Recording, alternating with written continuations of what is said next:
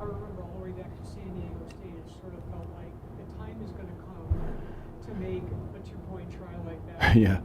That Herm's been sort of hinting that, that moment is going to come, So you probably knew. Oh, yeah. You probably weren't surprised that that's what he wanted to do. Oh, right, yeah, and we had talked about it during the drive. I knew we were going to go for 2 if we scored. And so, we have, actually, we've burned a lot of two-point plays. We've already run several of them, 3 of them so far.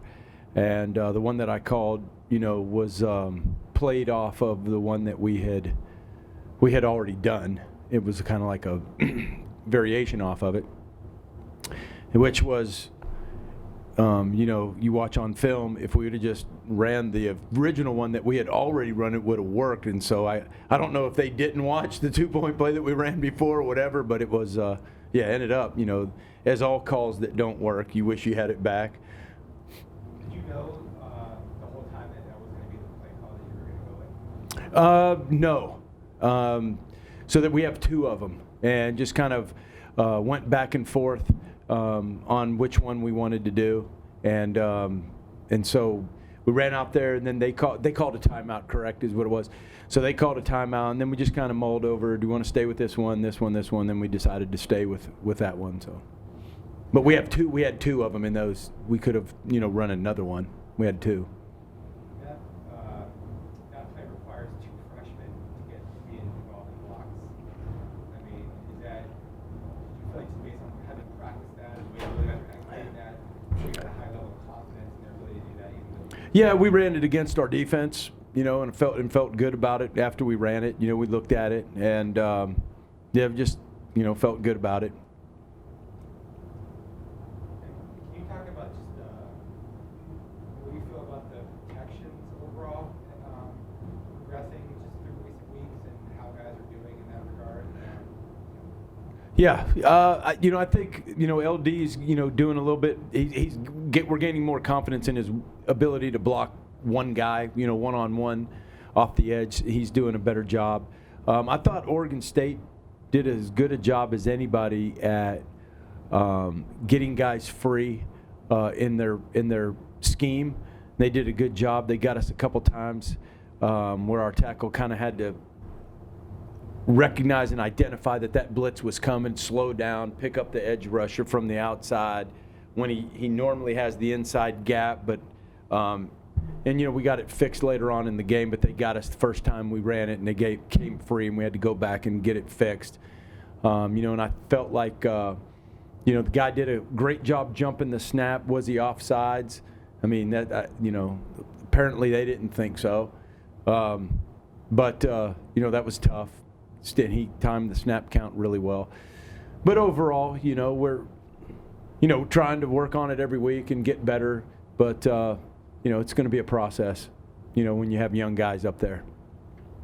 Is it just we're in the midst of a losing streak? Is it kind of underappreciated how impressive that Brandon Ayuk has been?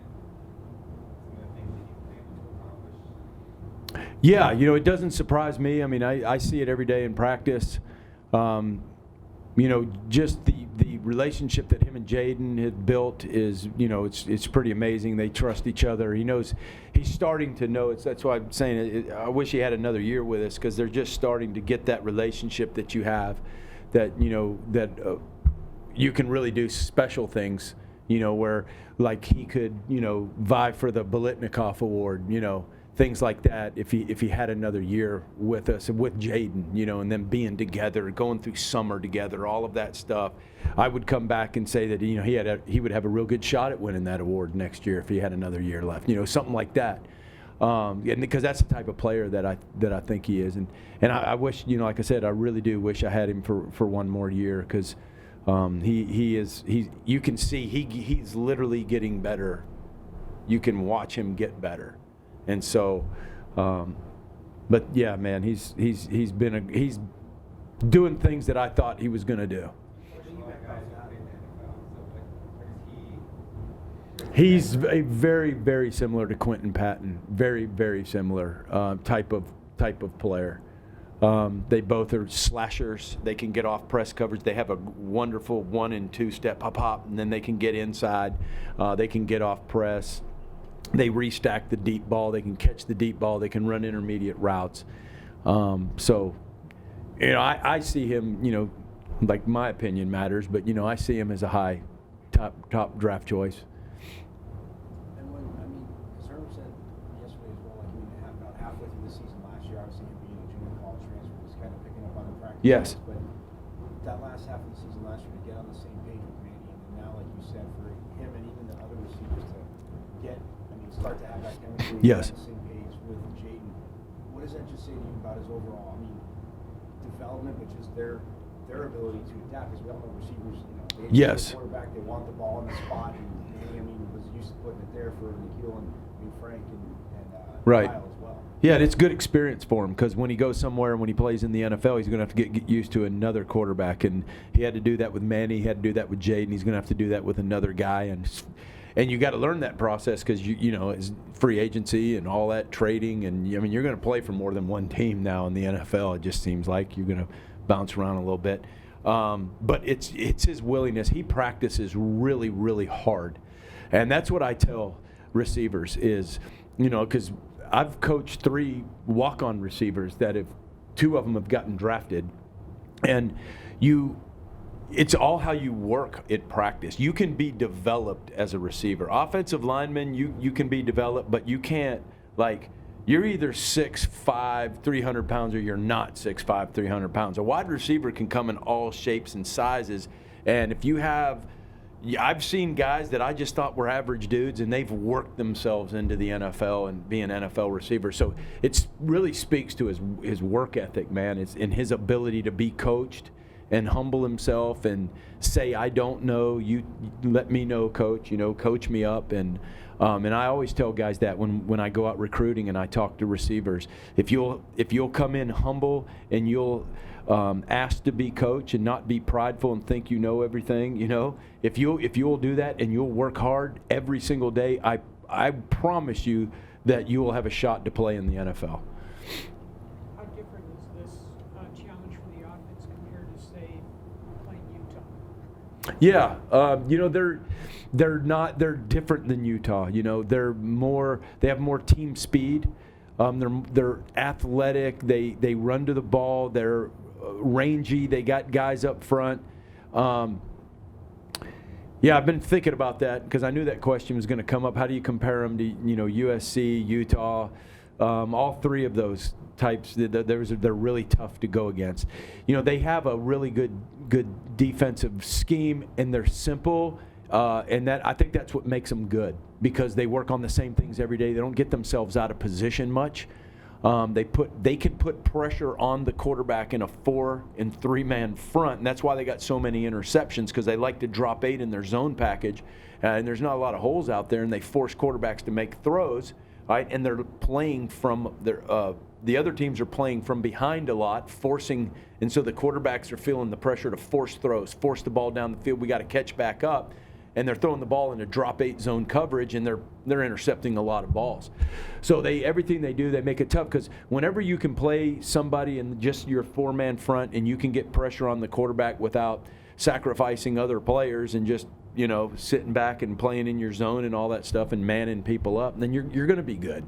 That's the key to success is having good up front people.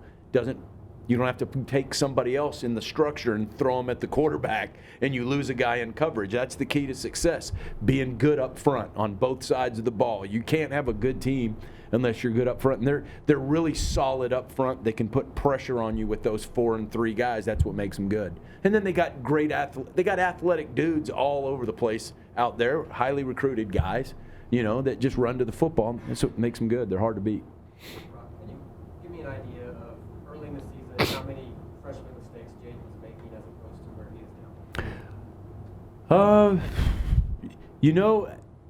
You would not as much as you think. The thing that we got to, that we're working on is starting the game. All right, and that's where we seem to having problems on both sides of the ball is starting games. And we've talked about it to exhaustion. I don't know, what is it? Is it inexperience? Is it nerves? Is it, and Jaden falls into that category a little bit. And so, and it's my job to bring some form of a comfort level to him to start the game off, because once he gets in the game and he gets in his groove, he rolls. And most of his mistakes have come in the early drives. And, it's kind of hard. We look at the plays every week and go, hey, man, I've asked him, hey, tell me what you want to run on the first play again. I'll call it like 10 times in a row. I don't care.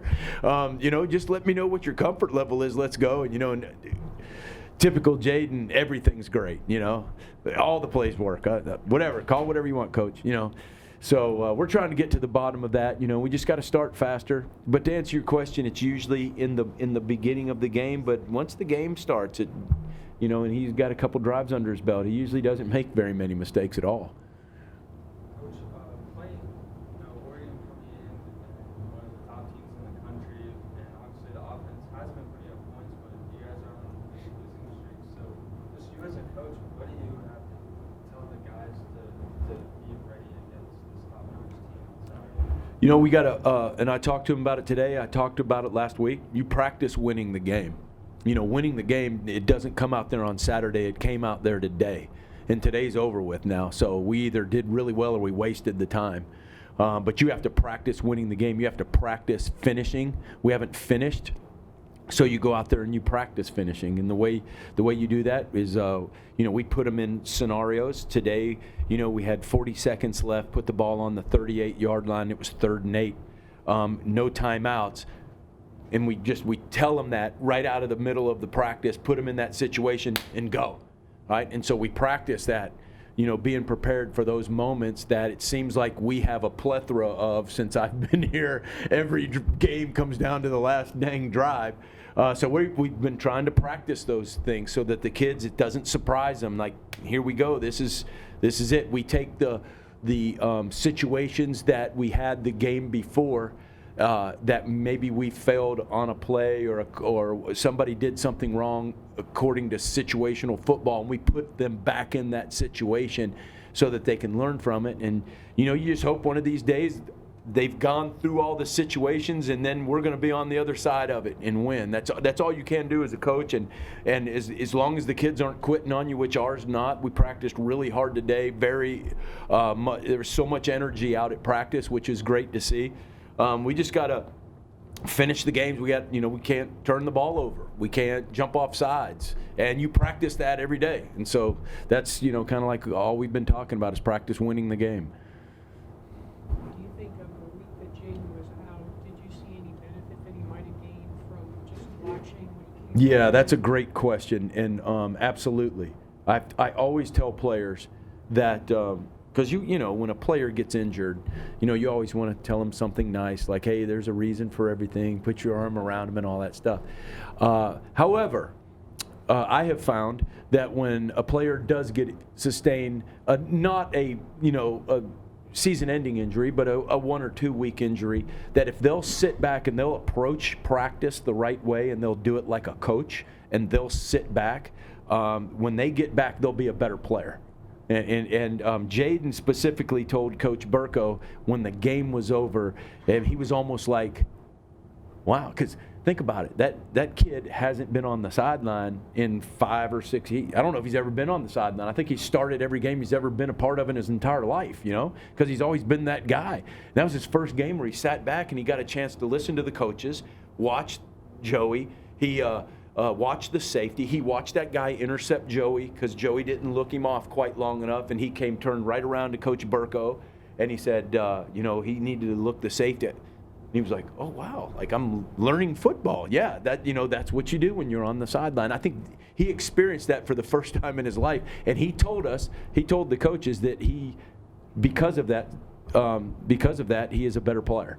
He actually said that, so that was a good question. Is Joey back as far as the backup quarterback again? He's still struggling a little bit with his arm, but we're hoping he gets there. We'll see what it's like tomorrow.